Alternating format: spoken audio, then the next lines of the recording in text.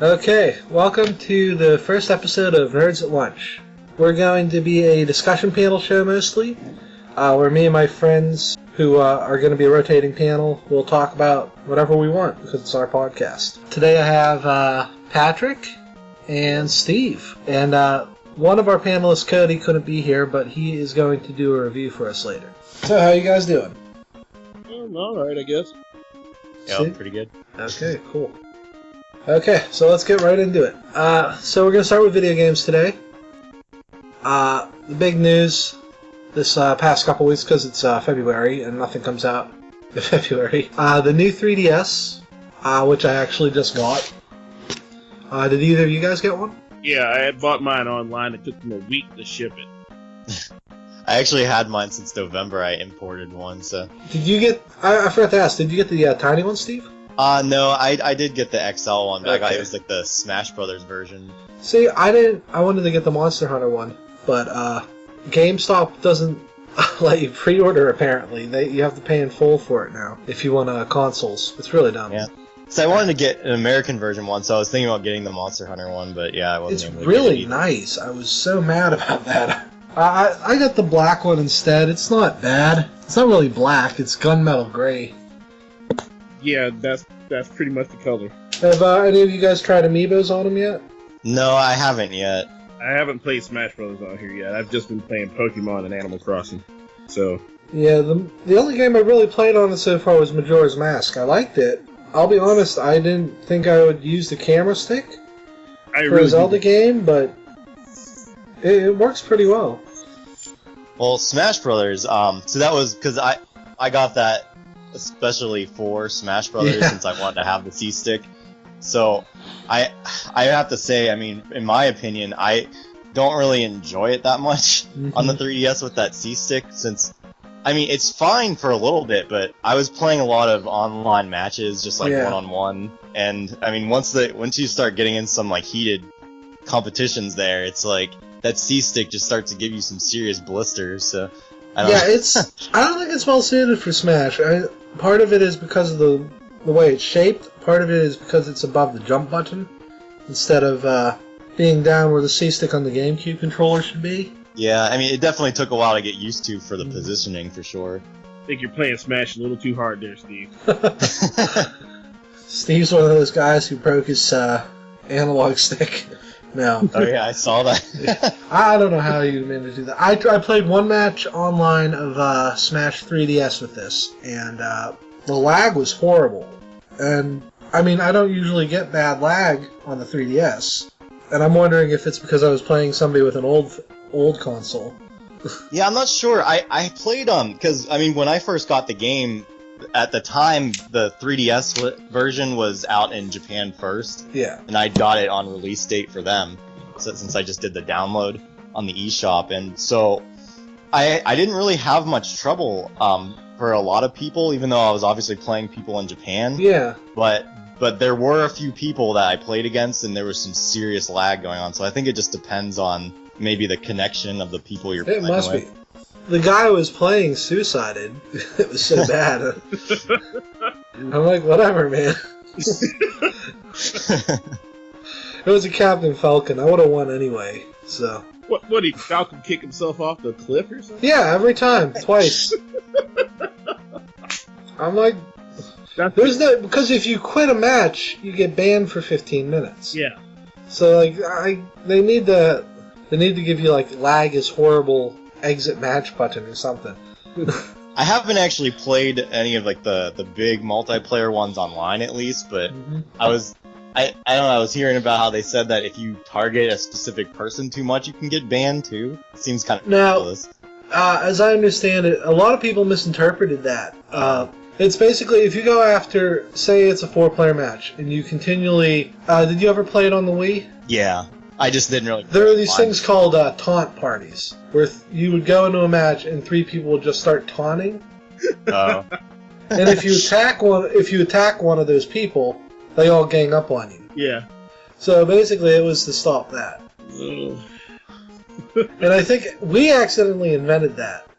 Remember, Pat? Remember the time we all picked Pikachu? That was so dumb, man. We all hit the down taunt at the same time, and Pat just quit the match. It was like this is dumb. Ugh. Oh man, that was great. So okay, we all like the new 3DS. Anyone gonna get Codename Steam? I don't know. I know it seems like something my wife would be more interested in. So I mean, I might play it when she gets it. Did you try the demo? No, I haven't actually. I'm like, about 2 stages in the demo, you get the Cowardly Lion from the Wizard of Oz. Yeah, and it's pretty cool. Okay, they all have a normal gun, and then they have a special gun. John Henry has a grenade launcher, and I'm like, okay, that's pretty normal. Yeah. Lion has, he can jump, like, vertically across a few spaces or onto higher terrain. It was actually pretty interesting. The other character they gave you is a healer, and she's kind of boring. But I was looking, one of the characters is an H.P. Lovecraft protagonist, and the Scarecrow from Wizard of Oz as well. They seem to like Wizard of Oz. So, okay, I looked into this because I'm like, oh, that's kind of weird. Okay, in the Wizard of Oz books, Oz is actually a country. Like, it's a place you can visit. And apparently it's geographically located in the United States. I've never seen a geography like that in my life. I haven't either. It's like Venture Brothers with, Yeah, I guess so. Underbeitheim or whatever it's called.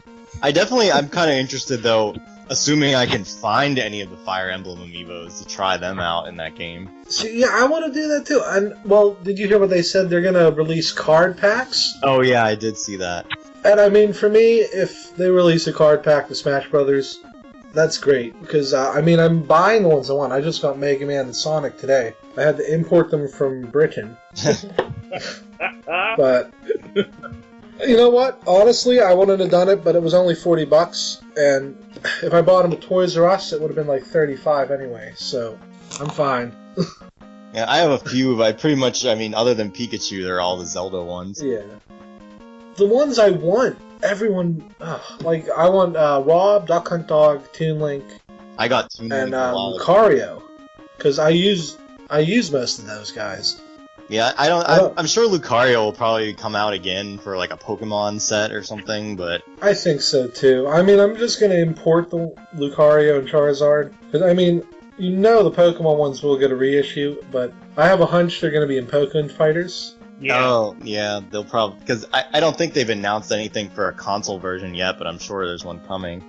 Well, the arcade version already has MFC tech in it. It does? There's something called a Bandai Pass. And it lets you save custom data to your to a little card, and you can take it to another Pokken machine anywhere in the country, and it'll upload because you can level up your characters in Pokken. Oh, I haven't really read a whole lot into it yet. I've seen a couple matches, and I thought it was interesting. But then I found out you actually leveling up is built into the game. Like you can play just like with default Pokemon, but they want you to raise your guys in specific ways, so no two players are the same. It's pretty cool. Okay, interesting. I think I sent you that text, Pat. Pikachu is Hihache. Yeah. Well, from Tekken. Kind of makes sense because Hihachi uses lightning-based attacks whenever he attacks. So it's kind of awkward though because Pikachu definitely isn't the same size as Hihachi. I haven't seen any Pikachu matches. They've been mostly using Lucario. Yeah, well, he's a fighting type, so he's already made for it. So you would use Pokemon like Lucario or Blaziken or something like that. Well, they said they're going to they have assist Pokemon too, but they said some of the fighters aren't going to be bipedal, and they've already showed Suicune. Uh-huh. Oh, yeah. Yeah. I'm kind of hoping all the Megas they introduced in X and Y are playable fighters. That would be really ridiculous if you have to fight a Metagross. I don't know how that would work. No, I don't think it'll have any of the Ruby Sapphire ones. I think it'll just be X and Y. Oh, okay then. I guess that's fine. Still, a little off. Because I just want to play as Venusaur. I don't care. It'd be weird to do like a Mega Gyarados. He's floating. That would... Well, I think he would almost have to be an assist. I don't know... he flies, so it wouldn't be too big of a deal. Probably have to constantly jump to attack him. Mega Gyarados, though, he isn't Serpine anymore. He's a big old. It's like a submarine, man. Like a salmon. Like, what the crap is this? Okay, moving on. I wanted to talk about Splatoon. I didn't know what you guys were going to think about it. I actually, when I first saw the initial Nintendo Direct thing for it the first time they showed it, I was pretty interested in it. I just wasn't sure how it was going to work multiplayer, but from what I've been reading recently, I guess there is going to be local because I know they were showing online play, but I guess there will be some local play too. I'm curious. I think local's only going to be 1 versus 1. I can't imagine it'll be the full 4 versus 4. Yeah, I'm wondering. I'm assuming it would be they would just use the Wii remote, because I know that they were showing that you can actually aim using the Wii touchpad. So I'm guessing it would just use the same functionality of the Wii remotes. Well, even the Pro controller for the Wii U has a gyroscope. Oh, really? I didn't even know. And that, Mm-hmm. And they said that's easier to use for the purpose of the game, because it's not about killing the other team, it's about shooting walls. So you don't need precision movement. Personally, I hate gyro controls, but they said you can use the second stick, so I'm fine. Yeah, I don't want to jump off subject too much, but I know it seems like that's going to be hopefully common with having the option, since I know that the new Star Fox game, they said you could switch between having the gyroscope or the just button controls. I hope so too. I don't like everyone says gyroscope controls are better, but if you're not doing it, it's just a bad time to have caught up a commercial again. like I tried it a couple times. It's really dumb on the 3DS. I don't care what anyone says. 3DS was not made for that whatsoever. No. Even, I tried it a couple times in Majora's Mask. It's really slow. It's, especially, you use it for the bow and arrow and hookshot. And I'm like, I don't need to. I tried it in Wind Waker on the Wii U. Uh-huh. It's a little better there, because you don't have to look down at the gamepad. But, I don't know. It's just, you've been trained. I guess maybe it's easier for people who aren't used to dual stick stuff, but yeah, maybe. I wonder too.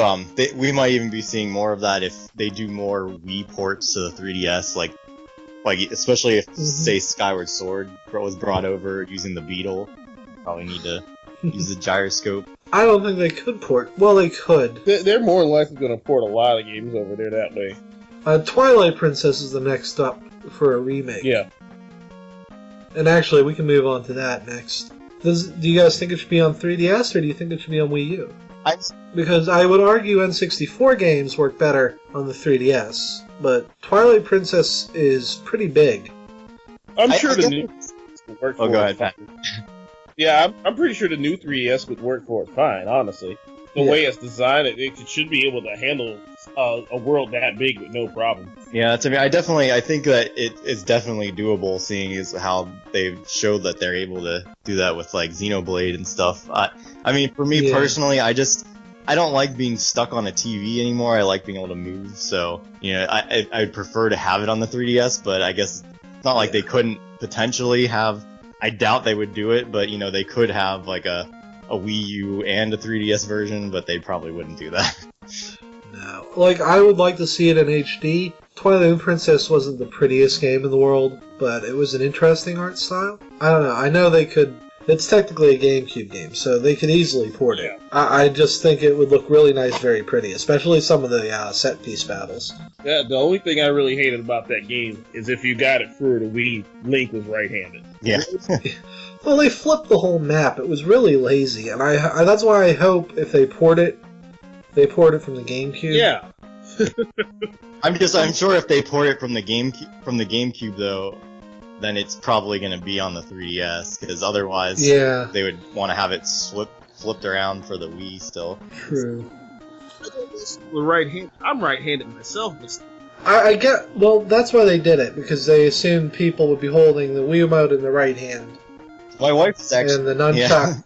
My wife's the one that actually got me really into the Zelda games, and she's left-handed, so she was super pissed. Yeah, I can imagine that. Now, I think in Skyward Sword, It actually knows what hand you're holding it in. Okay. But I didn't play a lot of Skyward Sword. My brother had it, but I didn't get to play it as often as I'd like, and it was really hard to get back into that game if you take a break from it. Yeah, that's what happened to me, because I got to, where you're supposed to meet with, like, the dragons or whatever, and then I kind of got sidetracked, and then it never happened.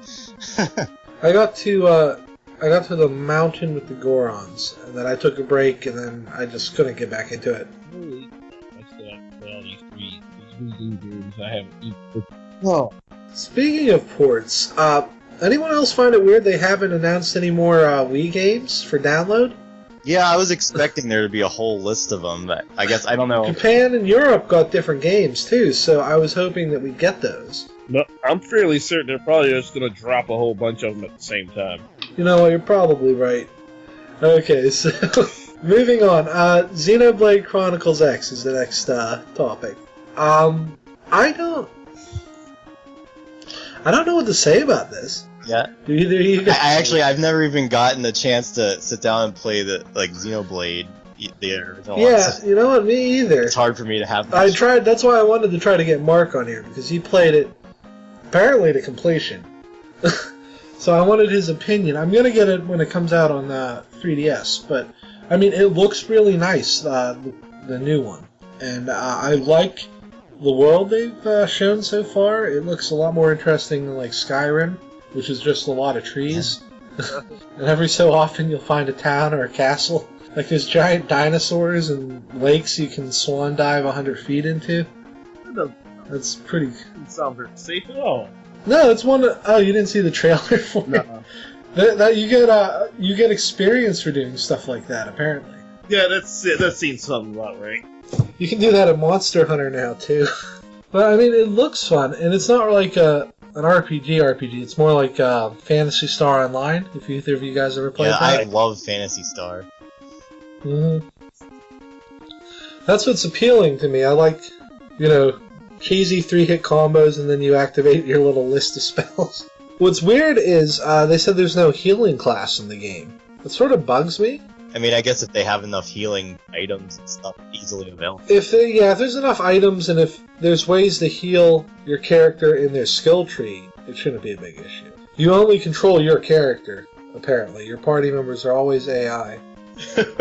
Which, I don't know. According to the people I've talked to in the first Xenoblade, you could switch between anyone in your party. I'm not sure how. I know with Final Fantasy 15 they were showing something. I don't know if you can switch or not, but it looked like you just have a bunch of guys running with you. Like, I'm looking forward to playing this. If it's a really long game, and they saved a lot of stress because they said you can just teleport to any section of the map you've already been to. Oh, yeah.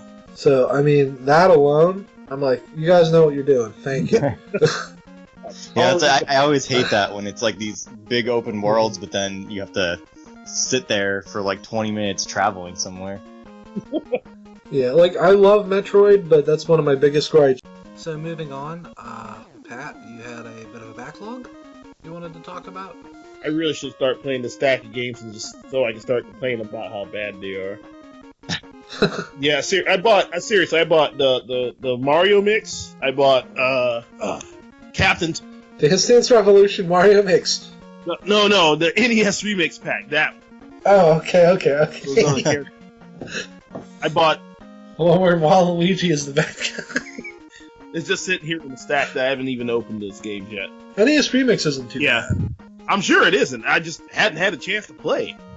See, you should have got it on 3DS. Then you could take it with you. I wouldn't have a chance to play it on that either. I pretty much play Pokemon all the time on it. Like, there's a list of games I want to play now because of the enhanced 3D. Uh-huh. I should have covered that earlier. So I'm in the same boat as you, Pat. But it's all eShop stuff, so I can take my time. Like, stupid sleep. I gotta go to sleep. Can't keep playing Pokemon all night. That's what I've been doing. I've been trying to complete.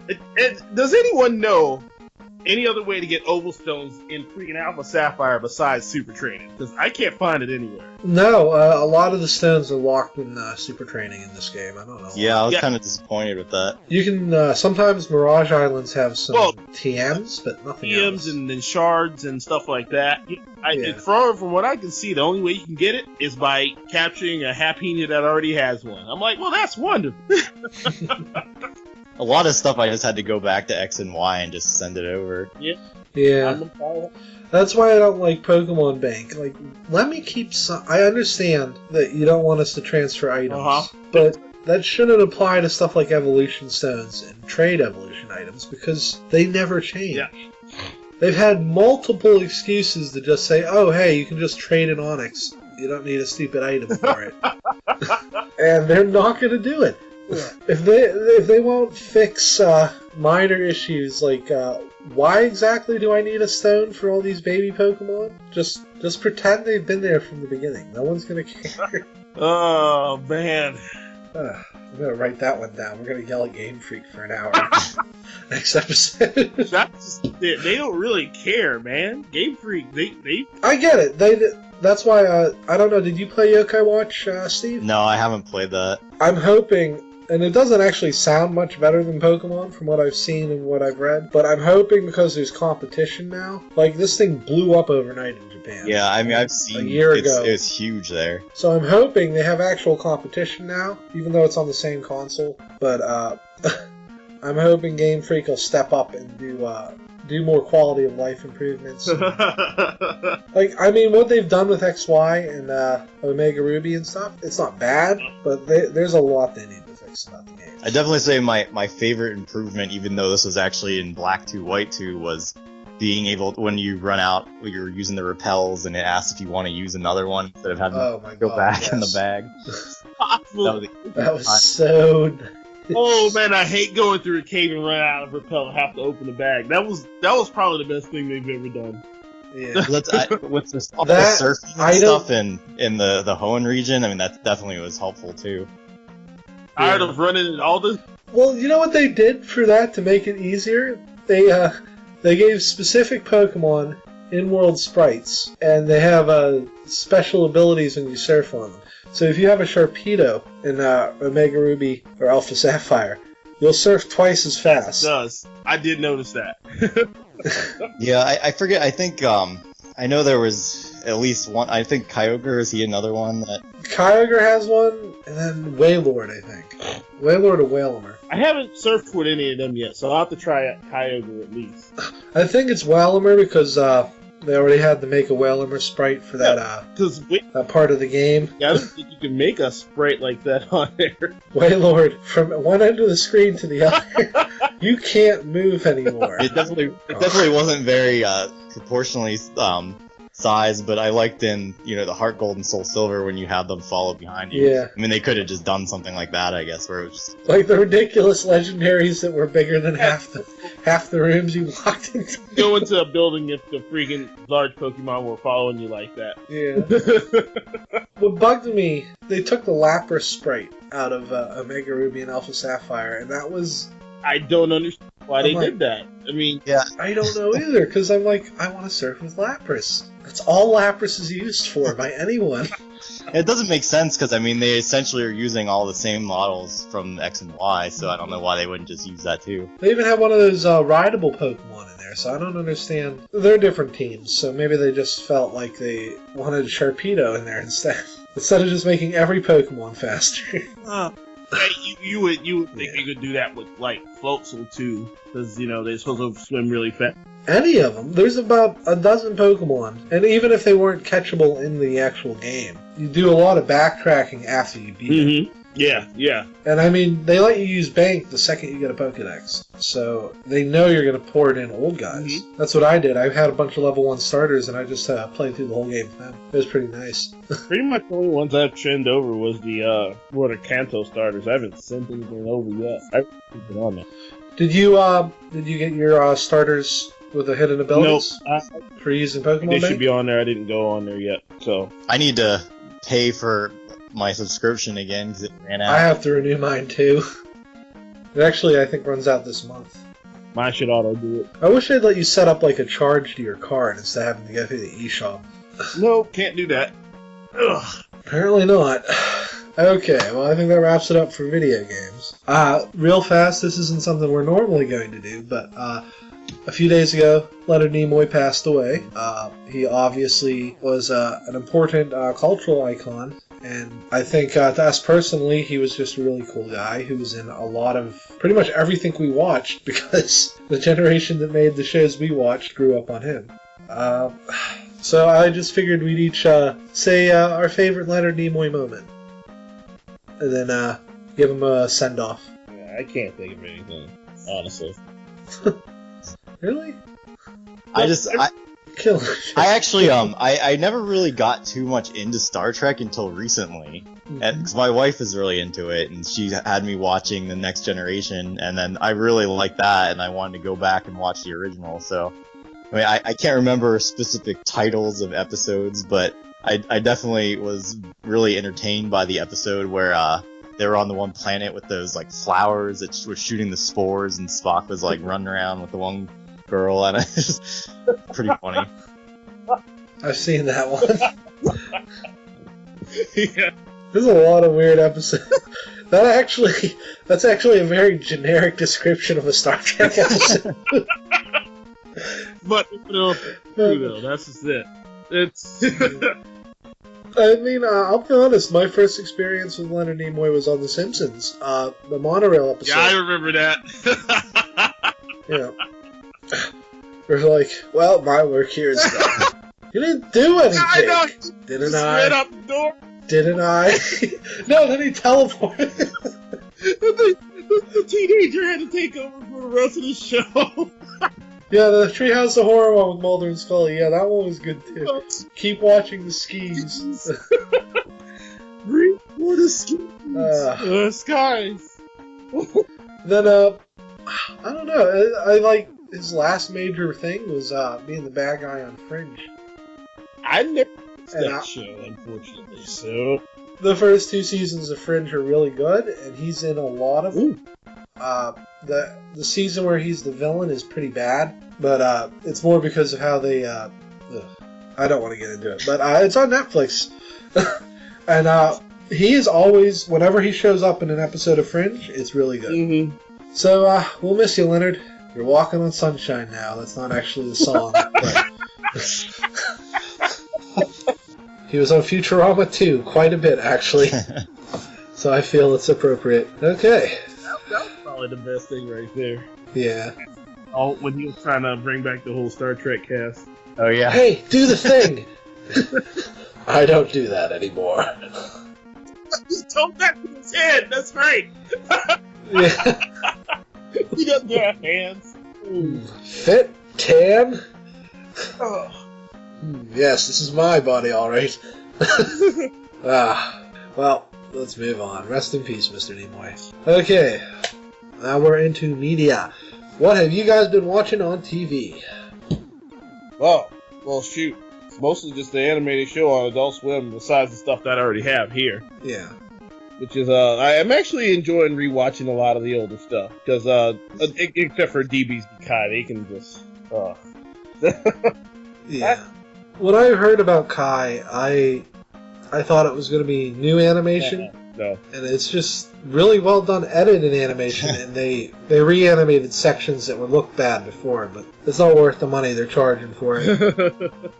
Yeah, I mean, I've rebought Dragon Ball Z so many times that I'm just gonna stick with what I have, and like I have the Dragon boxes right now. I think that's probably I don't even like when they've edited for the widescreen, because they essentially, instead of doing anything, they just cut the top and bottom off. It's like you have like certain. I don't know if they've improved it for Kai at least, but they had those Dragon Ball Z widescreen box sets before the Dragon boxes, where there was a few scenes that it was just like characters' heads would be cut off at the top or something, just because they just got lazy with the widescreen editing.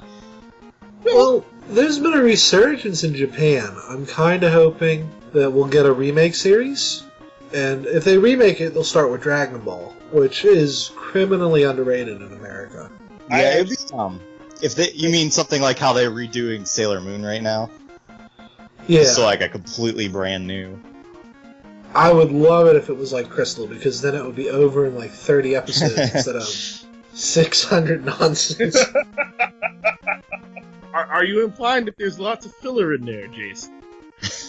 Not lots, and if if we're going to use a mathematical term, I believe infinite might be close. I've been watching Sailor Moon as it's been on Hulu, and oh my god, Crystal just streamlines all of it.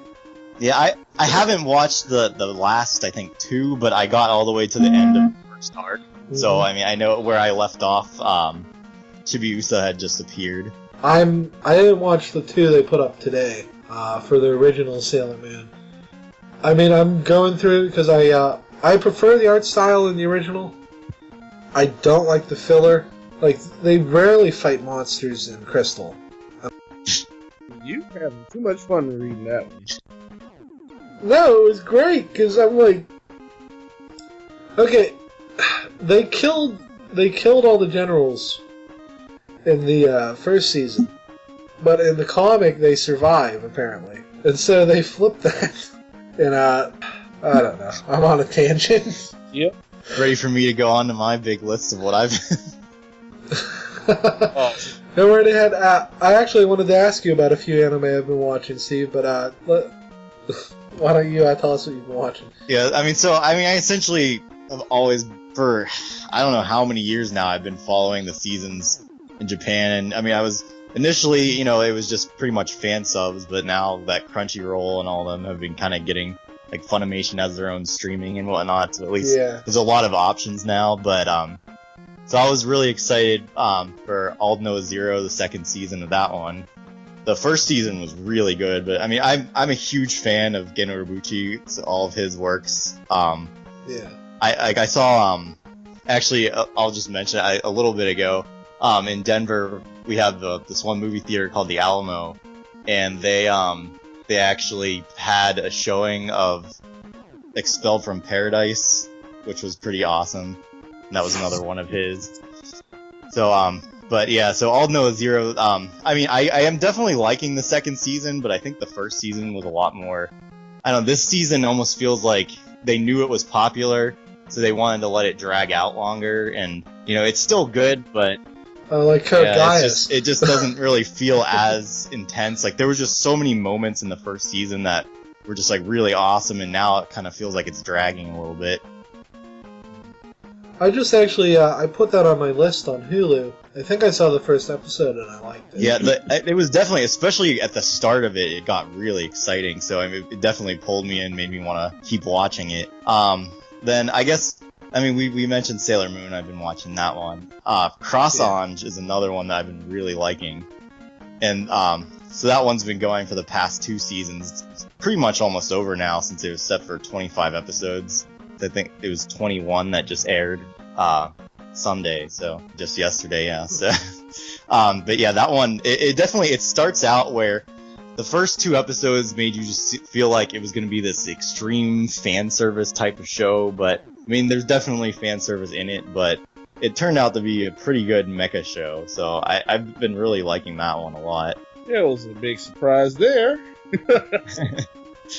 Then, go ahead. Did you see Absolute Duo? I've been obsessed with that. I don't know. No, why. I watched the first episode, but I always watch so much stuff that certain shows I just kind of trail off on, so I never picked up the rest of that one. Like I almost dismissed it, but then the teacher with the bunny ears flat out tries to murder them. I'm like, okay, I'll give it a second shot. It's not bad. I mean, it's a harem anime. There's no getting around that. So, continuing down the list, Dog Days Double Dash. So I don't know if you guys have even heard of Dog Days. It's kind of it definitely is not very well known. My one friend will swear to you that's the best series ever made, and believe me, it's fun to watch, but it's nowhere near like top anime quality. It's just it's essentially, if it wasn't for the fan service, I would pretty much assume that it was a kid's show, because I mean, it kind of has that same feel like you're watching like Pokemon or something like that.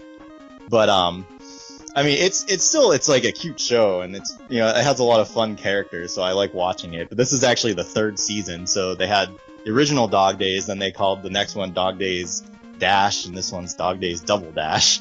So it's Is it on Cartoon Yeah, Network? actually though, I don't know if they put the third season on or not. I think they had some licensing issues, but they do have the first 2 seasons on there. So it's essentially, I know what's that? Last year they took Oh. off a bunch of shows I was watching too. It really You annoyed me. gotta get watch those as soon as possible. You should know that by now. It's essentially though, it's about there's this whole like I don't know, I guess it's like a country or continent or something, yeah.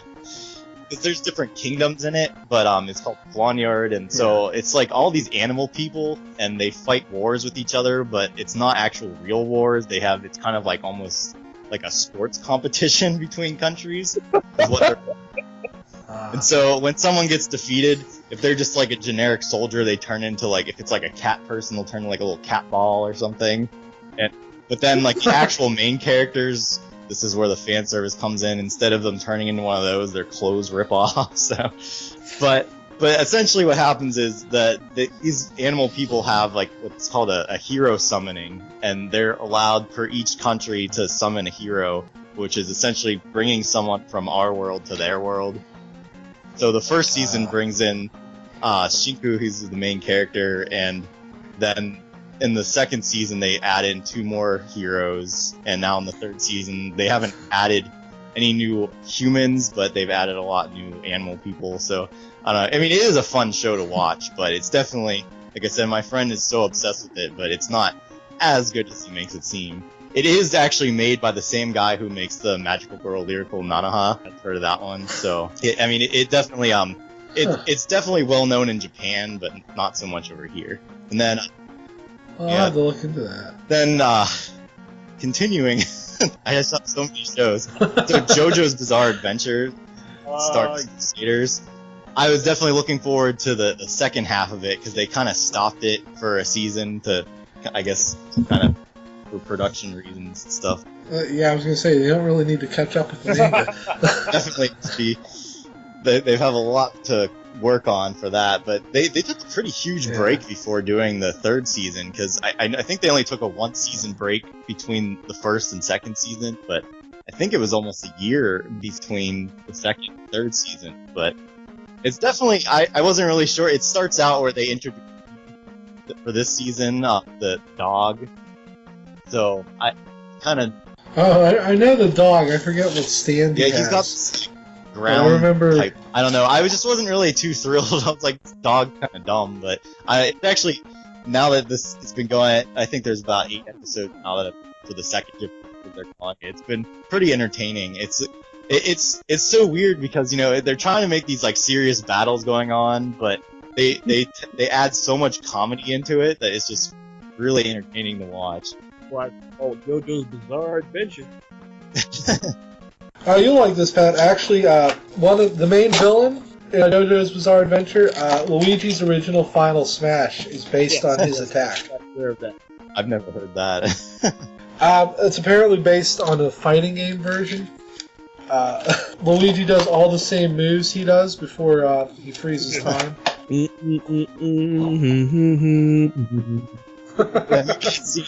So what else you got? Any of Parasite? Is like Parasite the Max? Oh, I read the manga of Parasite, really? actually. So, yeah, I was looking forward to watching the anime because I liked how they handled that show. It was really interesting. Yes, I didn't even know it was such an old one that you. Oh yeah, it's like 7 years old. But, really.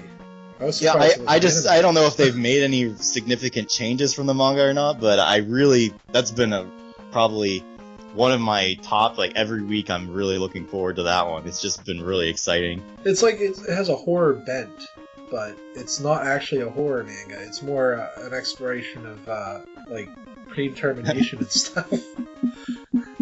Another really, really good one was the 7 Deadly Sins, and I know that one, no one's streaming that one, so I've been having to use an actual fan subgroup for that one, but it's essentially just like your typical shonen, like kind of Naruto Bleach type of show, but it's really, really exciting. It's, there's like this group of, it's essentially there's like this whole war between, there's like this demon clan, and there's like these different, like there's giants and fairies and whatnot, and so everything was at peace, but now like these guys are trying to resurrect the demons, and there's these guys that were known as the 7 Deadly Sins. There's 7 of them, and they were well, I don't really want to talk too much because there's kind of some spoiler to it, but it's definitely it's a really really cool show, and I definitely recommend that one a lot. I'm hoping that someone will license it and bring it over here so more people can get it. Well, it sounds like. I mean, I'll have to take a look at it myself, but I mean, from what you're describing, if it looks cool, somebody will sub it eventually. There's like no money in DVD releases anymore, but Funimation makes a killing on streaming, so I can't imagine they want to pick it up. So I've been following Pokemon X and Y. I know that's been airing over here too. So I don't actually think the English version has been pretty closely following. I think they're only like maybe 10 episodes behind the Japanese ones. Well, yeah, Nintendo is dubbing it now, so I'd imagine it's as close as they can actually get it within reason. I'm just kind of going alphabetically down my anime list. There's this one show. I'm trying to remember what they titled it as for the U.S. It's something to do with I just can't remember the exact title. Something about creating a heroine out of a boring girlfriend or something. Can't remember. But it's the Japanese title is like Sainai Heroine no Uda Tekata. I don't even know how to say it myself. But they do have it, at least I see it referred to as Saikano, so that might be helpful. That might be an easier way. That sounds familiar. But essentially, this one's been pretty funny. It's about, there's this guy that he wants to make a dating sim game, and it's essentially like one of those harem shows. So he's got the typical, there's like the childhood friend, and there's this girl who's his senpai, and then there's the quote-unquote cousin. Yeah, like all kinds of stuff like that. But I mean, it's been really funny. It's essentially he meets this girl who he didn't even realize he had been in class with forever, because she just has like no personality whatsoever, and everyone just completely ignores her existence, and she has no presence. But he just kind of sees her in this one just like some random incident where like her hat flies off, and he sees her up on this hill, and it just strikes him as that like she would be the perfect heroine for his game. So Matt, like, he's trying to work on turning her into the perfect heroine for the game, even though she's obviously lacking in presence and everything. So it's definitely, it's like a harem, and it's a funny one, but I guess you have to be into that kind of show. It does seem funny. Then there's Seiken Tsukai no World Break. I don't know if they have that one's really good. I like that one because I like it because it's the only legitimate excuse for a hammer I've ever seen.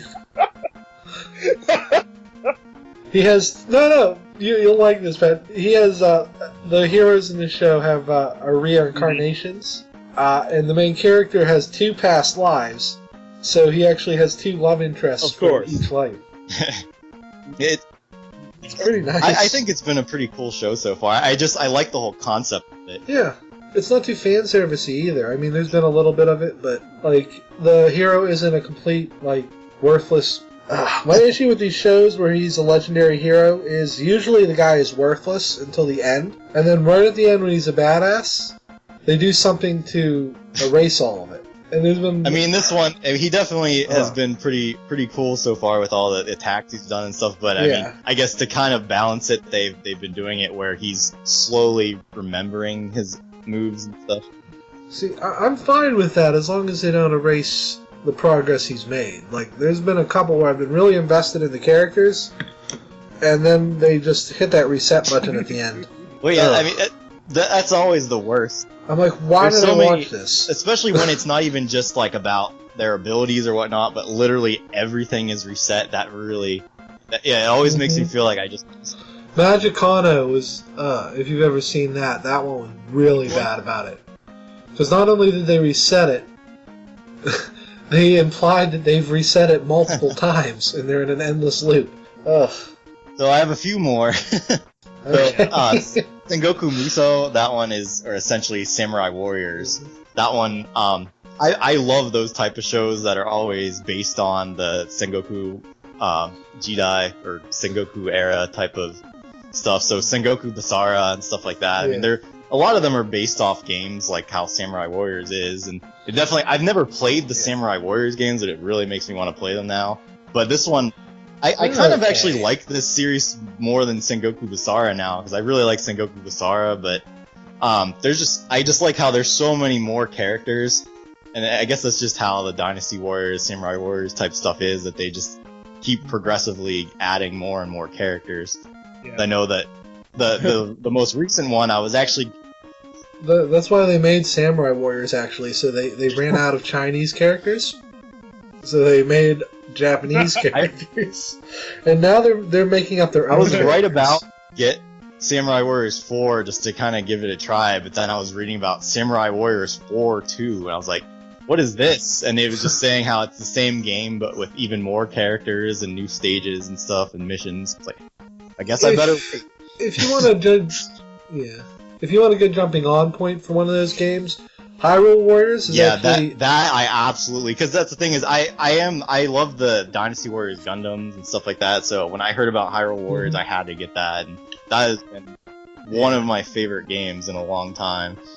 It's just such a really neat, with the skills and everything, and leveling up the characters, it's just been a lot of fun. Apparently they're going to make a Mario next. I was reading, that they said that they specifically mentioned that they would be really interested in doing a Mario Warriors and a Pokemon one. I think both of those are well suited, especially Mario, because he already has Mook enemies. So, I guess so. Not a fan, Pat? I don't know, man. I mean, some games can be mashed up, but I don't know. I don't see how that would work. I'll reserve my... Well, did you play Hyrule Warriors no, yet? I haven't played it yet. You know that. Well, Okay. Any more shows, Steve? There's a couple more. Okay. I think the English title was Your Lie in April. Oh my god, I love that. A lot of people just laugh at me when I tell them about it, because it's like it's almost like one of those sports dramas, but instead it's about piano. Yeah. So it's like... Well, I thought it was going to be like Nodame Cantabile. I never got to watch that, but I heard good things about it, and it just got so sad so fast. Yeah, it definitely has a lot of sad parts to it, and like a lot of the characters are just kind of dealing with all kinds of stuff, but it's really interesting. Horrific child abuse and life-threatening illness. What show is this? Your Lie in April. Okay. It's on Hulu. It's really good. Yeah, I mean, listen, I like the art, don't let too. the piano drama turn you off. It's a good show. Like, the way they use the music, I don't like how the episodes themselves are structured, but like, every episode sort of builds up to a song. And that's fine.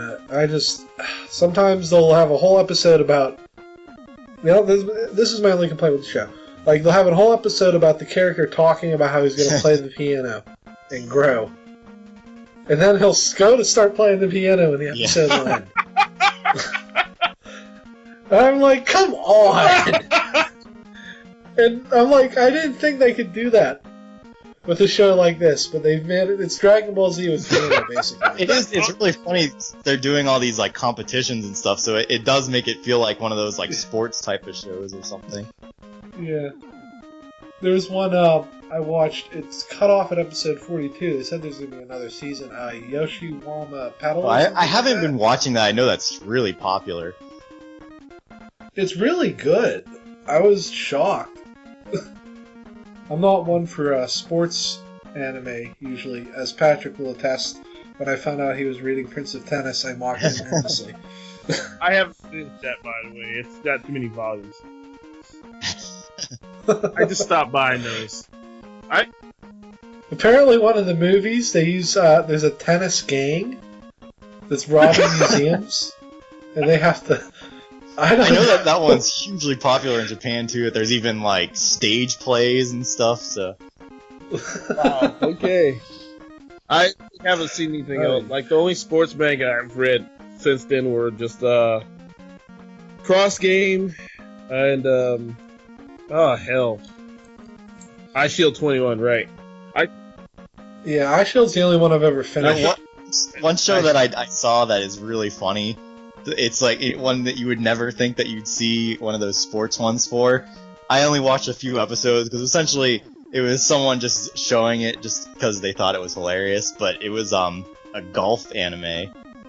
So it was like this whole like sports like with the whole like seriousness when they're all like thinking about their rivals and whatnot, and it's like it's, I'm surprised that never made it over here. it's called Dando. Okay. It was just really it was really funny because it was just so out there the way it was just they were trying to make it so serious, but I didn't even know if they were really playing professional golf. I can't remember because it was just these kids. They were probably playing in high school or something like that. These were like they were looking more like they were supposed to be like elementary school type age kids. Holy crap, man! I think that one's kind of old though. I think it was early 2000s, but it's definitely it was a rant. So I got two more. So there's the Shinmai Mao no Testament. I can't remember. I think it's like Testament of the New Devil or something they call it. So that one, it's you got there's like the whole like angel and devils fighting each other, and then there's also humans who are considered like the hero clan, and they all live in like just like the regular world, but they're just kind of hidden from the people, and so it's essentially about there's like this one girl who she is the daughter of kind of like the devil who was killed by like a kind of group of devils who wanted to take control of hell. So so they're hiding his daughter before she's supposed to grow into the next leader of the devils, but this other group is trying to go after her. So she ends up with this one guy who is actually exiled from the hero clan, and so it's kind of like this whole battle between all the angels and devils and then the other heroes who are trying to eliminate her as well because they see her as a threat. But at the same time that she has been kind of brought into his home as kind of like an adoptive sister, so you got the whole sister thing going. I think I watched that. I'm not 100% sure. So I mean, it sounds very familiar. One, but it is pretty entertaining. And then, do they have those bands that summon weapons, wristbands that summon weapons, or maybe? That's something different, probably. And the last one I'll mention is Tokyo Ghoul Route A. So. Oh, I like Tokyo Ghoul. It is very. I really like the first season. It's just the second season. I feel like they're just trying to jump ahead too fast. It's just been. Well, you're not gonna like the third season, from what I've read. It just feels like so much is happening, and I feel like they need explanation. But yeah, like they haven't explained why he's like he is yet. Yeah. Why he's mutated further. Like none of that. So yeah, I keep like watching the show. it. Yeah, but I feel like they need to kind of explain more. I guess I know there's a lot of shows like that though, where they're assuming you've read the manga, so they're just like, oh, you know what's going on. Well, I mean, I know from what I've read on Wikipedia, they don't reveal why they turned him into a ghoul until the third manga series, but still, it's really confusing. So that's essentially what I've been watching. Is there anything that you were maybe watching that I didn't mention? That I know I dropped the. Well, I can pull up my. Let's see. I'll look. I mean, I'm watching a ton of different shows. I just, for the life of me, I can't remember the titles. I mean, like, when I first got Hulu, there were a bunch of anime that I was really interested in. There's a Eureka 7 sequel series. I haven't even begun watching that. I don't even... It just sounds so confusing. Yeah, I'm still not sure. Because they go to the past, and... I don't know. Here we go. Here's one. Assassination Classroom.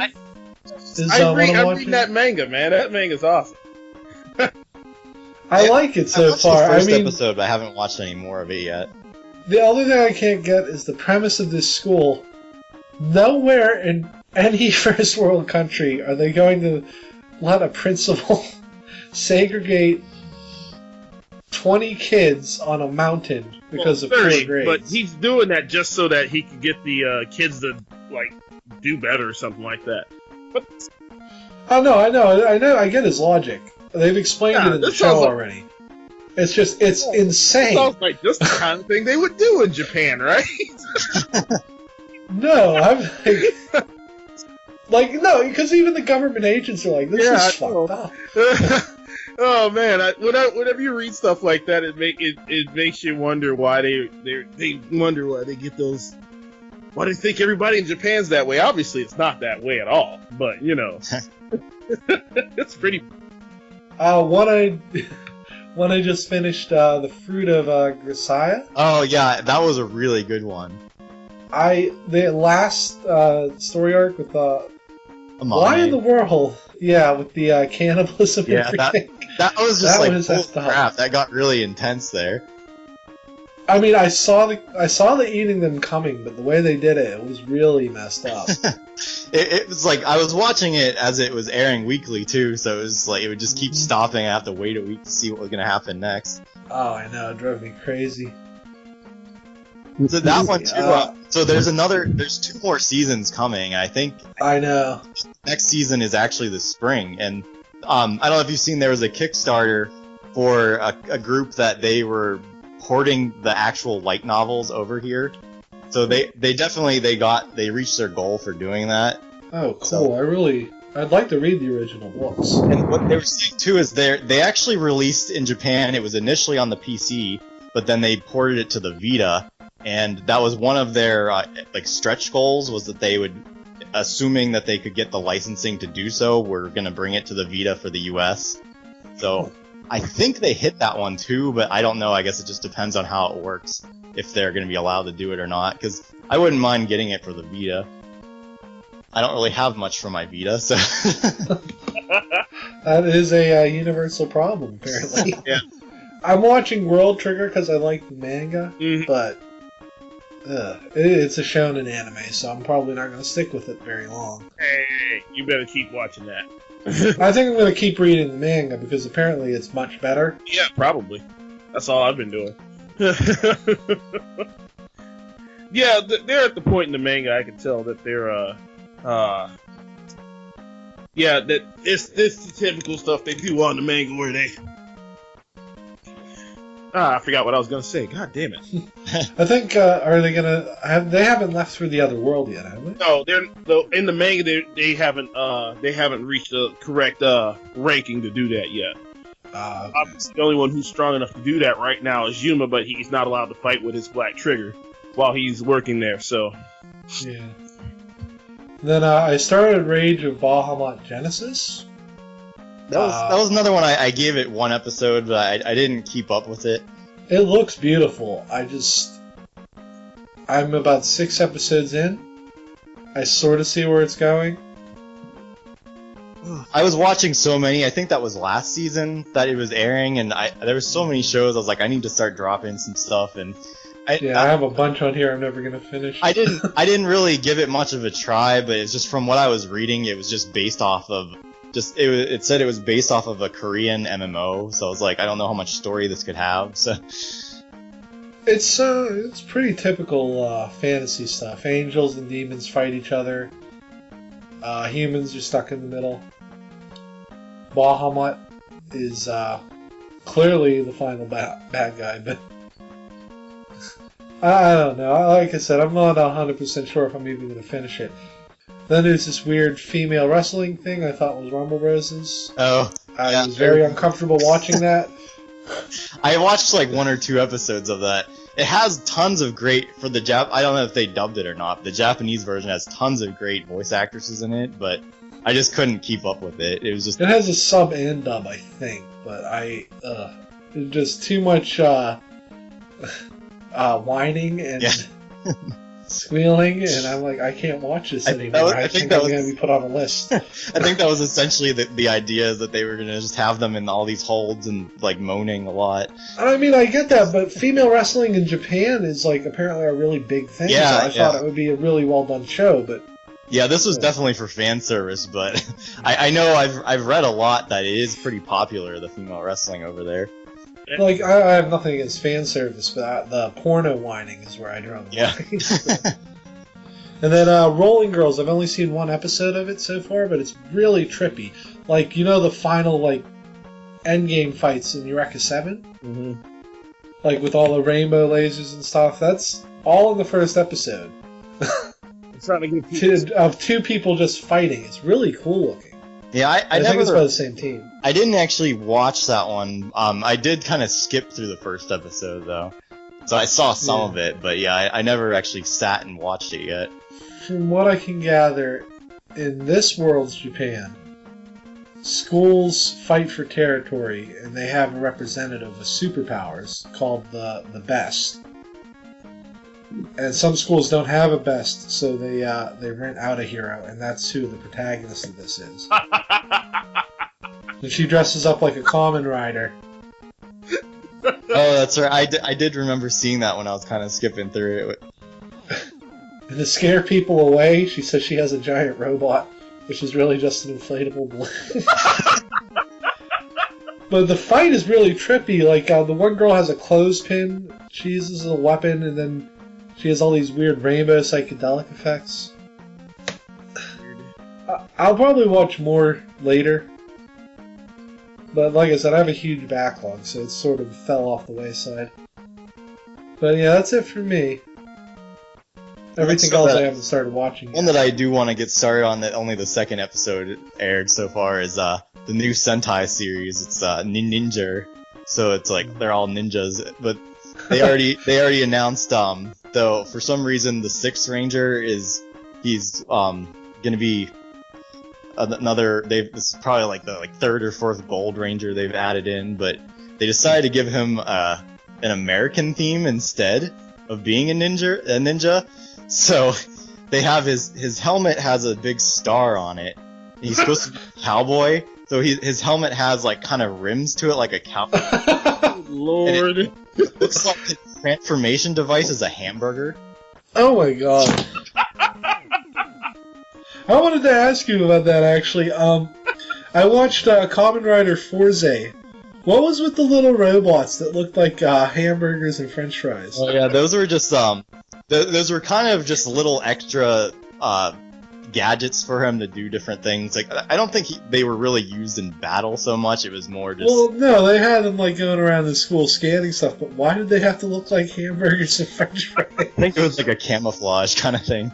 But actually, they've just been going like really all out, trying to sell as many little toys as possible. The show before that one, Kamen Rider O's, they had what they called can droids. So they looked like little like soda cans, but they opened up into different animals. Like there was like an octopus, like all kinds of various ones. So I guess that was their next thing. I think they were called like food droids or something that they were trying to. Yeah, they were like food droids, Berg droid, Nug droid, and fry droid. The freaking licensing for that or something?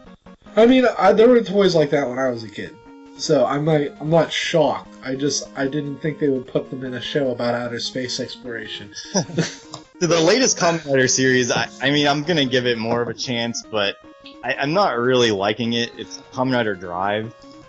I think he looks pretty cool, but I think I'm not really. I don't know. It's essentially just kind of supposed to be like a police comedy kind of thing, and I don't know. I feel like it's just a little the way they do it. I mean, granted, it is supposed to be a kids show, but I feel like the previous Kamen Rider shows weren't as kiddie as this one is. This one just feels super kiddie.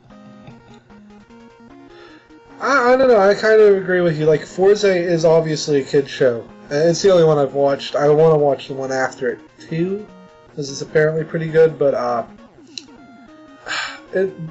it's a good kid's show. It's really well done, and I like the characters, and there were points where I was, like, legitimately worried about these guys, and I thought that was pretty cool. Yeah, I mean, they've definitely, I mean, they're still good, but it's definitely, ever since, probably about, I think it was 2008, is when Rider Den-O was.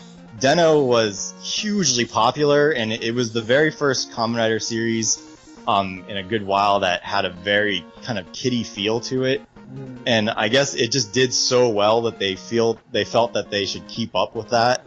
And so ever since then, it's been kind of more like that, because it was a lot darker previously. So I can't blame him for that. I mean, the thing is, every so often you have to reset for younger kids. It was. I mean, it was not actually the probably the most popular group with that one was kind of young girls, like not young but like teenage girls, because of like the guys that they used in that show. The main writer was actually Takeru Sato, he's the guy who plays Kenshin in those new movies. So I mean, that was his. So he's obviously ridiculously pretty and feminine. Yeah, that was his big boost to fame. Was after Deno, he just started getting put in all kinds of stuff, and that's it. He got chosen. I've been wanting to watch those Kenshin movies. I haven't had time, but they're supposed to be really good. Mm-hmm.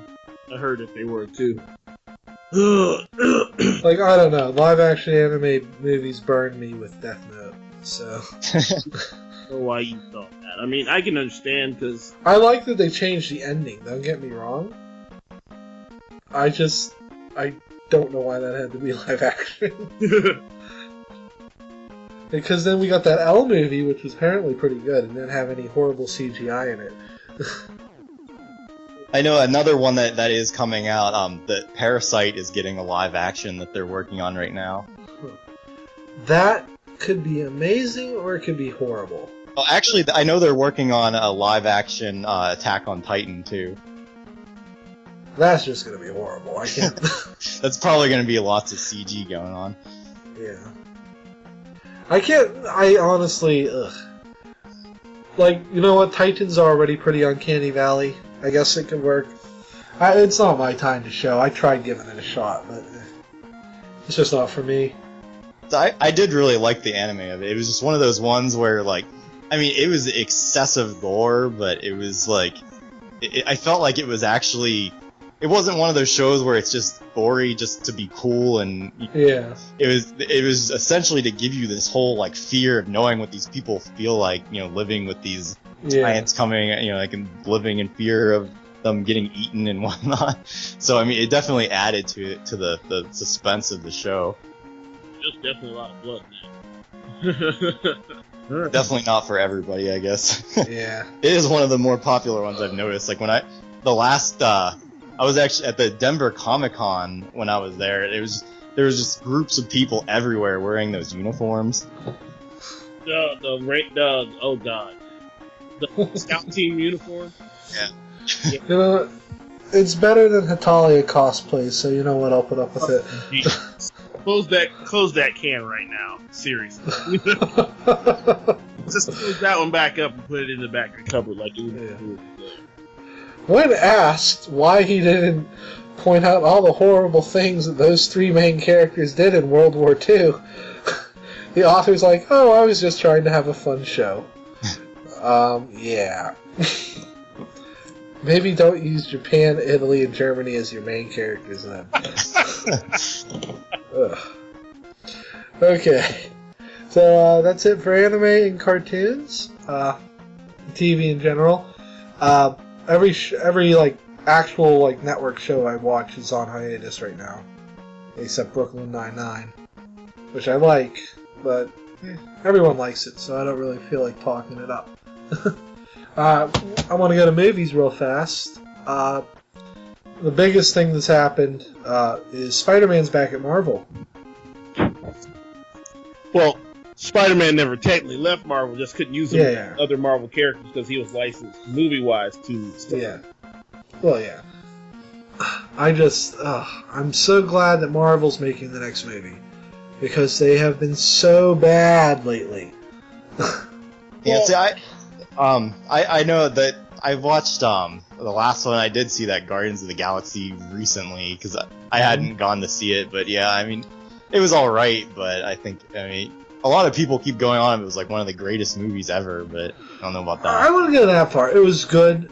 I think for a lot of kids, it's going to be their Star Wars. Yeah. A lot of younger kids. Honestly, the fact that they made a movie like that and it was good, this is amazing to me, because there were so many things that could have went wrong. Oh man, you're not kidding about that. And I mean, they bumped back all their films for Spidey.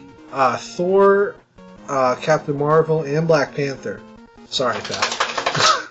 Huh? What are you apologizing to me for? Well, I mean, clearly, Black Panther is your favorite superhero. You would be wrong again, sir. I kid. Yeah. I'm a little annoyed they actually bumped back Black Panther, because I was looking forward to seeing that movie, but... I think it would have probably been pretty good, but it's not going I can wait 4 months. Yeah, I think those it's still in the summer, so it's not like it's going to get screwed over by September release or something. I honestly, I can give or take. I haven't even seen Thor 2 yet. I don't really care about that series. That actually was a lot better than I anticipated it being. It really was. Yeah, I mean, honestly, I haven't seen too many of the ones that have come out recently, but I know a lot of people were really going on about Thor, and I had wanted to see it. I just haven't yet. Honestly, if you see the first one, it's more about the it's obviously it's one that's setting up the story for it, and origins of how he get his power. Yeah. Like that. The second one was a lot better in the fact that they obviously added more action to it, because you already had the establish of the character and everything. So. Yeah, I mean, you really have to do that, but it doesn't always end up being as exciting. Like, those newer Batman movies, I think the first one had a lot of that, where it was setting up the character and made it not as exciting. But I think the only thing that saved, like, Batman Begins at that point was the fact that Liam Neeson was in it. Yeah. Seriously, that was it. I don't really appreciate that they whitewashed an Arabic villain, but okay. They really did. They did, though. And then they not only whitewashed Ra's al Ghul, but the guy they got to play the fake Ra's al Ghul wasn't even right from the right part of Asia. So I don't know. Why okay, that's not that bad. I'm fine with that. Like, he wasn't Ra's until that guy died, and there was no superpowers in that Batman universe. No. But, like, did anyone see the Jake Gyllenhaal Prince of Persia? No.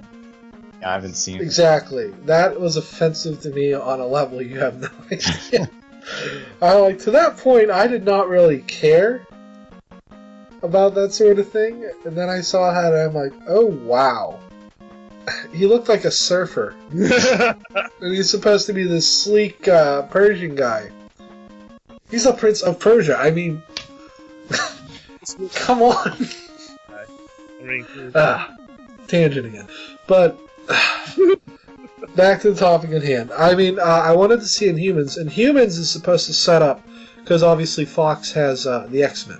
Uh-huh. So they can't use mutants. Inhumans, and this might be something that happens in between, I think, Captain America 3 and Thor? It has to happen in one of those movies. In the comics, the Inhumans released the source of their power on Earth, and it awoke all these people with who had an Inhuman ancestry. And I mean, that's specifically for the movies. It's so that they have people with powers and they don't have to worry about stupid origin stories. So I don't like that they push back Inhumans, because that's going to be important to the overall story they're trying to tell. Yeah. You can see their timeline, though. They're going to be working on this for a while, as long as they keep money for it, which they're going to. So I think if Ant-Man hadn't been delayed as many times as it was, it wouldn't even have happened. We would have just got a Spidey movie. But hey, he'll be in Civil War, Spider-Man. Of course. Honestly, this deal's been done longer than they said, because there's no way they didn't have Civil War with him in mind. Uh-huh. He's kind of like a catalyst to the whole thing almost, so... Yeah. Well, here's what I think. I don't think it's going to be exactly like in the comic. I hope not, anyway, because the comic is atrocious. Yeah. But I think something's going to happen to Spider-Man, and it's going to be a big media thing where they want him to reveal his identity. Mm-hmm. And, of course, he won't want to. And I think Cap is going to take his side. Mm-hmm. And apparently, Tony Stark is going to get a big change of heart from Age of Ultron, which I don't think it fits with this version of Tony Stark, but if that's what they're going to do, that's fine. It'll only be for one movie. Ooh, boy. Okay. So, moving on. Unless anyone has anything else to say about Spidey back in Marvel. No? Okay. So my thing is, anyone see the Fantastic Four trailer? There's a new one? Yeah. Yeah, I didn't even Exactly. know there was. Exactly, because Fox doesn't want any. They have to make it to keep the characters, but it looks so terrible. It's all gloomy. It's sad. Everything's tragic. The lighting's darker than Man of Steel, which is saying something because there's a sepia filter over Man of Steel. And it just, okay, I don't get what Fox's issue is with this franchise. They want to put it in with X-Men, but they get the guy who did Chronicle, who said Chronicle wasn't a superhero movie. I don't know what to tell you, Josh Trank. It was. From the leaked script, Dr. Doom is a hacker. Yeah. Yeah, right? It's not hard to set up Victor Von Doom. He was a jerk who took over a country. Legitimately. And the people love him. That's it. I don't know. They're like afraid to make him a dictator. I don't know why. But he is. Yeah. He controls everything about that country. Latveria is a message board. Apparently. I'm only partially kidding. I'm almost 100% positive it will be. Because he's a hacker, that's it. He finds out about the Fantastic Four and their powers, hacks into the thing, sets them free, and then tries to get powers for himself. Who is doing? And the whole thing about him is he doesn't want powers. He doesn't care about that stuff. No! Are we gonna have to do... I don't know. Are we gonna have to fly somewhere to take care of this problem here, or...? And, I mean, they've done some things. They haven't promoted this movie at all. Except for the trailer that clearly no one saw. Well, I guess And then if you saw they did stunt casting, like Johnny Storm is black now. Okay. And Okay. Sue is adopted. Sue is still blonde, by the way. If you're gonna make Johnny black, make Sue black. Yeah. No one's gonna care. No. But she's still a blonde, blue-eyed hot chick. So, Okay. way to be progressive, Fox.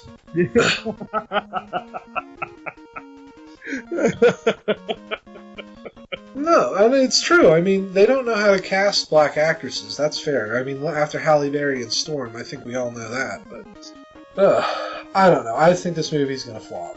And they want it to flop. They don't care if it makes money. They just don't want Marvel to get the Fantastic Four. Because they don't only get Fantastic Four, they get Skrull, Galactus, Silver Surfer.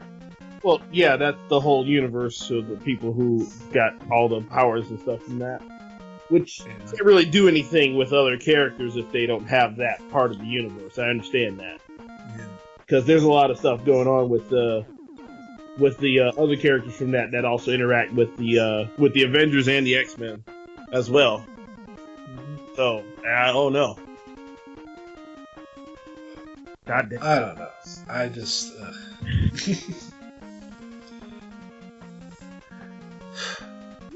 I think that's it. There's not really a lot of good movies coming out right now.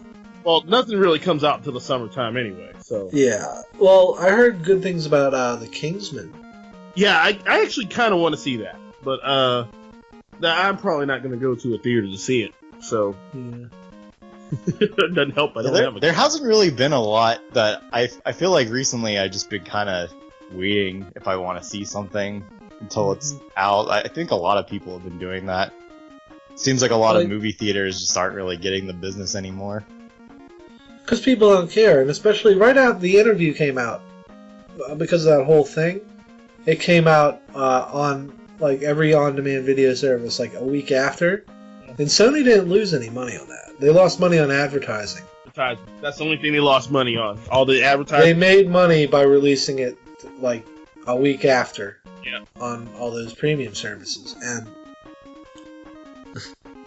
yeah. I don't know. I think the movie theater may be on its way out.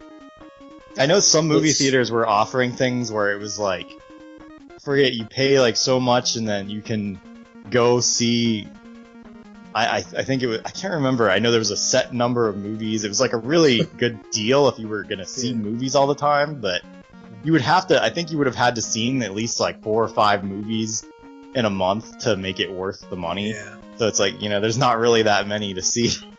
Yeah. I think it's a regional thing too. Like in Pennsylvania, movie theaters do really well. I mean, there's one generally every 50 miles. See, in Denver, it didn't seem like it was doing too well, other than the Alamo that I mentioned. Because that one, they're really big on either bringing in exclusive things like these, like they did like the Index movie, and they did a lot of anime stuff like that.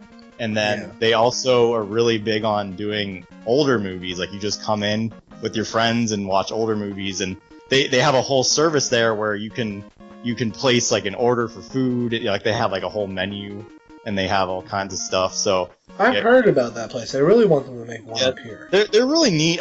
My only problem was like when I went to see some of the anime movies is that, I mean, they have it as stadium seating, but still when you have like the waiters kind of coming back and forth and you're trying to read subtitles, they kind of get in the way. So, but I can see where that would be an issue. But I mean, I saw like the Lego movie there too, and it was kind of, it wasn't as bad. I mean, it's still kind of annoying when they get in the way, but I mean, they try to. You'd think they'd have it designed so the waiters wouldn't have to walk in front of anyone. But... Yeah, but they did a lot of stuff there, like quote-alongs and stuff for. Like, my wife went to see, like, Mean Girls quote-along, and they do, like, all kinds of stuff like that, like Rocky Horror and all these movies. So, I mean, it's a really, around Christmas time, they do, like, a lot of, like, Christmas cartoon specials in a row, and, like, they give you, like, different, like, cereal and stuff. So it's supposed to be, like, back in your childhood days or something, I guess. I don't know. So, they're really popular. From that, it seems like a lot of people are more willing to go with a bunch of friends to watch an older movie. I think, in the future, places like that are going to be the places that are still open. You will need to want to go to a movie theater for it to be a popular thing. And I mean, like, the Sutler's Bridge one up here isn't too bad, but they're ridiculously overpriced on everything. Yeah, I mean, I think that's the main thing is people just don't want to spend the money anymore because it's not. Well, you know what? In some states, it's like $10 for a midday ticket, and I mean, here you can go at noon and get a $5 ticket, pretty much any time of the week. Yeah, I think in Denver it was about $7 to do the matinee. Yeah. So I mean, part of it is they need to figure out pricing, and I don't know. I don't think we can save the movie industry, or at least the theater part. No. I mean, internet's, like, taking over everything, obviously. Mm-hmm. It's become a lot easier just to stream just about anything you want to see. Yeah. Yeah, well, honestly, that's why I don't even really watch movies on my TV much anymore. I'm always watching at the computer, because I have my whole entertainment system there. Yeah, exactly. I mean, mark my words, in about 5 years, HBO is going to be telling cable companies to go to hell. They're going to go online. Mm-hmm. They're going to make $1 billion. Yeah. Because all you have to do is pay like $6 a month to watch all their shows. Mm-hmm. And TV, as we know it, is going to cease to exist. And I'm happy with that. Not everything will be on demand, because that'll kill the... Like, the only thing that people would watch on TV at that point would be just the live stuff. So. Well, I think most networks are going to try to stay on as long as they can, but I guarantee they're going to make deals with Netflix and Hulu, and they're going to have all their shows on demand after they air. Yeah. I mean, yeah, broadcast networks are still stuck on the fact that Nielsen ratings determine how much money they get for ads, and I'm like, you should try something else for that. Yeah. That's a bit outdated by a lot. Yes, quite a bit. I mean, it's not practical. And Nielsen families get like $2 to fill out a journal. It's ridiculous. This is the whole process. Like the Family Guy episode. Yeah. They showed he took 50 boxes. He had them all stacked on top of his TV. And look, I mean, if there's not even that many boxes per state, No. it's ridiculous. So you've heard it here at Nerds at Lunch. TV is dying. The internet is the future. There was just an episode of a regular show about that. The radio show and its nebulous relationship with technology. I think they wanted to show Benson this movie on Laserdisc, but then DVD came and attacked people. It killed microfiche. Oh yeah, Disc Wars 2. Yeah, it was good, man. Internet was trying to eliminate all unnecessary formats, and it was trying to get rid of DVD as well. Destroyed the transmission tower, so... Well, I mean, the only reason DVD still exists is because of Walmart. Yeah, So, honestly, that's true. Walmart outsells everybody in DVD sales. Yeah, that's a good thing. I couldn't believe as I've proven scientifically, by changing the $5 DVD bin to say 4 for $20, Uh-huh. and watching it empty out over a period of half an hour. That works every time. It's amazing. It really does. I'm not sure how many people are still like my mom, because I haven't been back here in like 3.5 years. So I went to go see my mom the other day, and it's like she still has the like CRT TV. She doesn't have anything HD. So I mean, she's just got tons of DVDs everywhere. So Well, I mean, she's still buying DVDs for. So I don't know when she's gonna end up switching to Blu-ray even. Well, I mean, Blu-ray might not even take... I mean, it won, but more people buy DVD than Blu-ray. I mean, the Blu-ray sales are going up now, obviously. Yeah. More people have Blu-ray players. And Because they quit making CRT TVs 5 years ago, and now you can buy an HD TV really cheap. Yeah, I mean, I feel like, especially if you haven't gotten Blu-rays yet, that, I mean, at this point, if your TV dies and you're switching to HD, that you probably would be more likely to switch to streaming instead of starting a whole collection of Blu-rays. Mm-hmm. That's basically what I did when I got my HD TV. I'm like, I got a little Roku box, which I don't like. I think I'm going to go with the Google one. The Google Chromecast? Yeah. Yep. And then I have a Blu-ray player. My mom uses it more than I ever have. There's shows I want on DVD for like the commentary, and I'm really hoping that's something they address at some point. Like if I'm paying $20 for a season of Futurama, why can't I listen to the audio track for commentary? Yeah, I would hope at some point they start adding that kind of stuff. Mm-hmm. I definitely, though, I've never bought a Blu-ray player other than my PS3. I mean, that's the only time I ever watch anything on them. But I mean, yeah, even just physical media alone, I from all the moving I've done recently, I feel like I would prefer to not have anything like that and just have it all digitally, because it's just so hard to have like mountains of DVDs and Blu-rays when you're trying to move around. Well, I don't have... No, it's weird. I bought a hard drive for my Wii U just to download Smash Brothers. I don't own a single Wii U disc. I have like 7 games on there. 7 full-length retail games on there and some eShop stuff.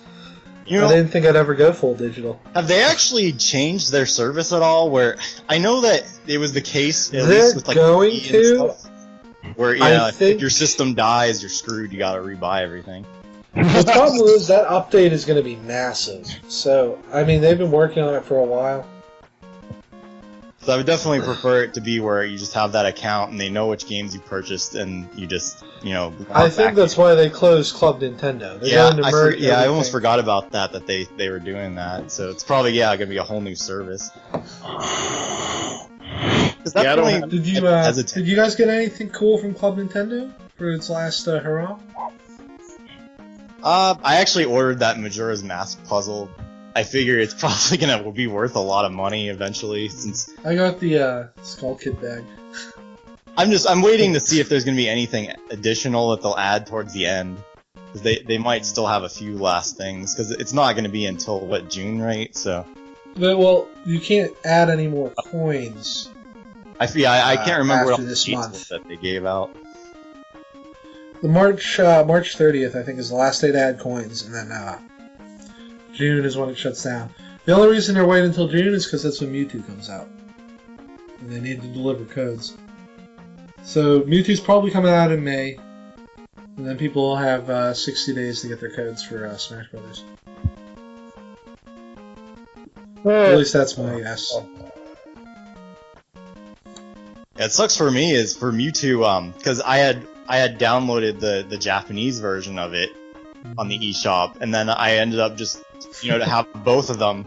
I downloaded the Japanese version for the Wii U also, but apparently I didn't have my Club Nintendo completely registered or something on the Japanese side when I got the 3DS sucks. one. So yeah, now because I was like, all right, I'll just get both of them in Japanese since I got the first one, but now I still can't get Mewtwo, so I'll have to pay for them, I guess. I know they still be available for pay. Are you really gonna buy them on 3DS though? I'll probably just do it for Wii U. Yeah. I mean, I'm gonna add him to the 3DS just because I'm gonna have the code. But honestly, the only reason I play the 3DS anymore is to unlock custom moves. Wait, is it I thought you had to specifically have both versions to get the code for, or is it just per game? So Well, I think they're gonna give you a code for each console because there's no way. Yeah, I just... You can't, enter it on the Wii U and then it'll recognize your ID. Literally, to get the code for even one system, I was thinking you had to buy both versions. I think you get, I think you're gonna get two separate codes. One for 3DS, one for Wii U. I guess we'll see what happens. Yeah. I mean, it would be nice if it was just one code, and that recognized your network ID, but, you never know with that. I'm still sore from that Raymond bullshit. Yeah, that's what I was saying. That definitely is the main reason I haven't done much eShop purchases, just because I'm kind of... I mean, the odds of having a problem are so slim, I don't care. And they'll refund your money if they can't give you the game. So, I don't care enough. The only thing I would be worried about is losing my saves, but... I mean, I've owned every Nintendo console, and I can count the major failures on one hand. I haven't had any. Yeah. I mean, it's true. I did get rid of a lot of my older consoles, but I mean, I had even my Super Nintendo still, and it worked fine, I had to return my first SNES because one of the chips was damaged, and it wouldn't shade certain sprites properly, so you'd get these weird shadows of characters. Oh, now that I think about it, my original DS did die on me. It just wouldn't even charge. I don't know what happened to it. Gen 1 DS has had a lot of problems, apparently, but... I got a light, though. I waited a year, I think. I had the DS. I think I had the DS Lite. Yeah, I did. What the crap, man? I bought a whole bunch of stuff for no reason. Yeah, I got the DS, then I got the DS Lite, and then I waited for the DSi XL before I got a DSi. I remember why I bought the DS Lite. My DS, actually, the screen part of it broke off. It was still working, but part of the screen would hang off to the side. So oh yeah, the hinge broke. Play games probably. So it was that was actually what was going on with that. Well, at least it did do like Crossgo. Yeah, viewers or listeners will never actually meet Crossgo. He's afraid of the internet. But we're going to talk about him a lot. Because it bugs him. Well, you remember when he was playing Mario Kart, I think it was Mario Kart, the first Mario Kart DS, and he'd lose, and he'd slam his DS on the table, and I'm like, you gotta stop doing that. And literally the next day he comes in and he's like, my DS broke, man. I'm like, really? Well, what if... Here's a question. Is there going to be another new 3DS version before a new console? I don't think so. I don't think...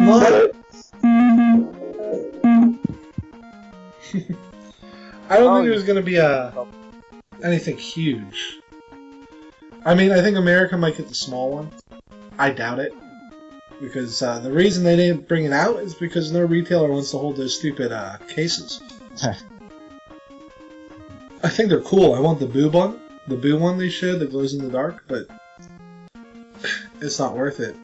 Yeah, I think they're neat, but I mean that's why even with the Japanese one, I ordered it before they even announced they were only bringing the XL over here. But I mean, even still, I just prefer playing on the bigger screens, so that was the only reason I didn't get the smaller one. People complain, but I mean, we've all worked retail. We know how it works, and they pay for shelf space. And if Walmart or Target's like, well, I don't think we can sell this, Nintendo's like, okay, I'm not wasting the money then. That's obviously the biggest problem with the Amiibos is the shelf space. I don't know. I collect toys. I've collected toys for years, and nothing that's happening with Amiibos is new. And people get so pissed because it's Nintendo, and I'm like, every company that makes toys does something like this. Yep. It's like when I used to collect those Bakugan when I was working at Walmart. I would always have to like snatch them as soon as possible before they. Yeah, I used to do that with Marvel Legends. We'd get a truck in, I'd go on break, and I'd open a box to get the line because otherwise a bunch of guys are going to come in. They're going to buy all the figures and sell them on eBay. Goddamn collectors, man. Yeah. You know what? Collectors I don't mind because collectors are more inclined to sell their collections Of course they after are. a while for a fair price. Uh-huh. Scalpers are the worst. Yeah. Ugh.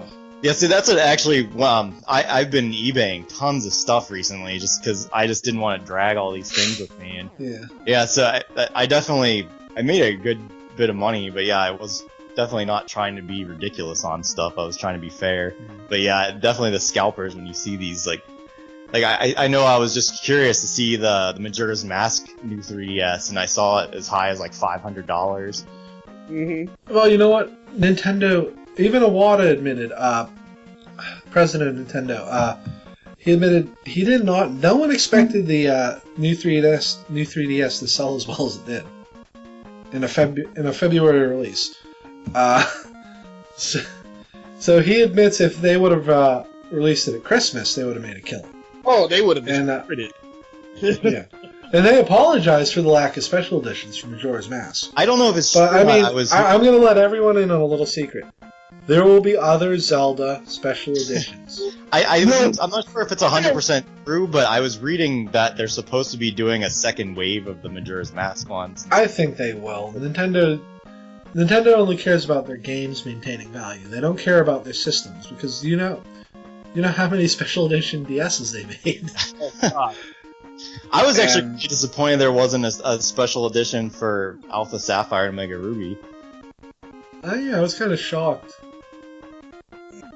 I saw recently too that there's a new that you can get any Pokemon you want by using these QR codes. I think they already patched that. Oh, did they? Yeah. But yeah, you can make a fake QR code, and it will create a Pokemon in your box. Because there's leftover data at some point for QR codes. I guess Game Freak was going to release them for special Pokemon. And then they realized how dumb that would be, because then people can just make their own Pokemon. Right. But they didn't take it out of the game. Oh. Good old Game Freak. Okay. Real fast, we're going to take a break. Cody is going to give us a review of Dragon Ball Xenoverse. And then what is normally our letter segment, but we don't have any letters yet. So I'm going to make something up. So here's Cody with a review of Dragon Ball Xenoverse. I know you guys were expecting a review. I want to apologize to Cody and to you. We couldn't get it into the episode. It will be coming in a future one. So without further ado, back to the podcast. Okay, we're back. So this is normally where we get like questions from Twitter or something like that. I'm going to make a Twitter. It'll be up hopefully when I post the episode. So I'm just going to make up a letter. Dear guys, you're awesome.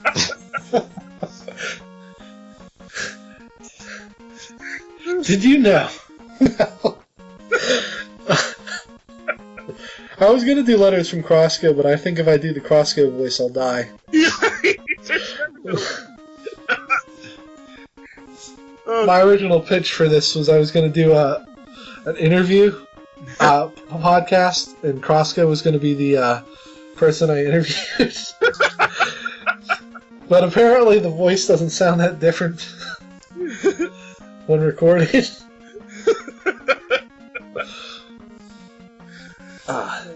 But you know what? I'm just gonna make up a topic. Sonic. Do you think he will ever have a good game again?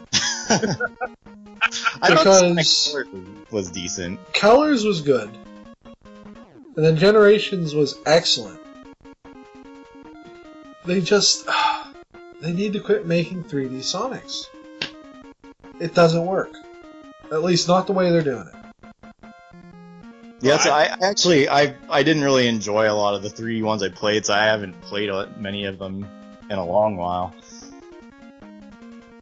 Like, the only reason I didn't finish Generations is because my 360 controller broke. And at the time, I was just done with the 360, so I said, screw it. And I never bought another one. Oh, man. See, I wish Mark was here, because he would launch into a triade. Yeah, you can't get started on Sonic with that guy. Seriously. I mean, the best Sonic games in the last 20 years have all been 2D. Rush, Keller's 2D segments are really good. I would even argue some of the 3D in Keller's was really excellent. But I don't know. I think, I don't know. I just don't. Sega doesn't know what they're doing. Well, that much is clear. Really worried about it either. They're just making money by licensing their stuff out to other. Well, that's the thing. Sonic is the only thing they make anymore. Yeah.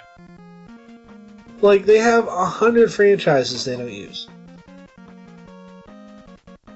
It seems like, at least in Japan, that they've been doing pretty well with the Fantasy Star stuff, but yeah, that hasn't really expanded very far outside. If they cash in on PSO right, they could counter Warcraft, I think, because they have nostalgia, they have an installed base, and unlike Warcraft, Phantasy Star is fun to play. I can't stress this enough. I really enjoyed. I played Phantasy Star Online 2 for a little bit because they had that. Like, someone out there had a translation patch that you could run along with it, but then I know that they try to do things to counter all these foreigners getting on, and I just haven't really checked to see if you can still get in there or not anymore. Dang those foreigners. They want to pay us money to play our game. I wonder what we should do. Block them, clearly. I know, that's the thing. I was buying some of the points so I could get extra stuff, so, I mean, they were getting money off me. Yeah, it's ridiculous. I mean, I played PSO on GameCube by myself, mostly. No online or anything. That's how fun the game was for me. Yeah, I did the same thing, because they already shut it down at the point I was playing. That was the first one I played, and I just played the single player, and I really liked it. Yeah. I did do Fantasy Star. I actually played so much I got a rare drop, which really isn't supposed to happen in offline play, but... I had fun with the Phantasy Star portables, at least, since they had the online that you could at least play with friends on there. Well, then they did something stupid with PSO, too, because the card game, that's not what people wanted as a sequel. Oh, yeah, was that like episode 3 or something? Yeah. Okay, I love the story for episode 3. The two bosses, Olga Flo and Dark Fowls, just one day up and ran at each other really fast and exploded. And I'm not kidding. A little girl was born. Ow. And she controls monsters or some nonsense. Can't make that up. Well, somebody did. With the newest one too, I mean, there was like such a really advanced character creation system. That's it. I always hated that with a lot of other MMOs I played, where you just don't really get the options to say everybody looks like you. Well, yeah, I liked with PSO. Like, I always played as one of the androids, and like you could pick a non-humanoid head, and that was amazing to me. Yeah, I wish the cats definitely have the least customization though. I mean, they have a lot of parts, but you can't really do things like how with the humanoid ones you can kind of like stretch out their faces and stuff. Still, I just like the immunity to paralysis. That was my whole thing. Or was it poison? I think it was both, but certain enemies can still shock you. I don't know. I just think the problem is Sega isn't owned by a video game company. They're owned by gambling companies. Sammy makes gambling machines, and they're up for a quick profit. They don't care about games. And they're just like, they're in the same situation as Microsoft. You're not making a new Banjo-Kazooie. Nintendo is interested in giving you a lot of money for Banjo-Kazooie. We know this. They helped develop it. They have they had a vested interest in the series. And Microsoft won't sell the games. You're never going to make another Perfect Art. You're never going to make another Conquer. Just sell the IPs. And be done with it. And I think the same goes for Sega. Somebody will buy Altered Beast. I'll give them $20 for Altered Beast. Right now, because you know what? Somebody's going to offer less for it. Pat got kicked off. Oh. We'll try to add him. But we're going to wrap up here in a second. We lost connection. Okay. Well, my tangent has clearly disrupted the internet, so...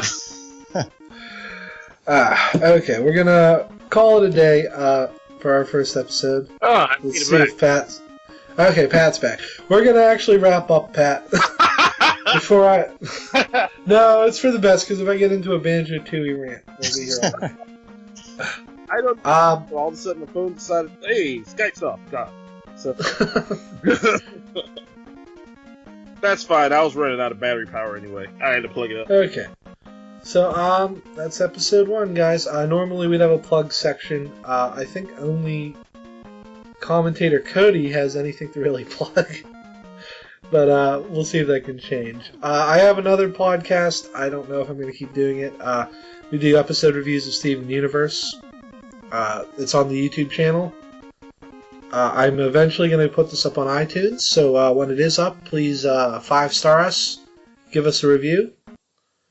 Thanks for listening. See you guys later.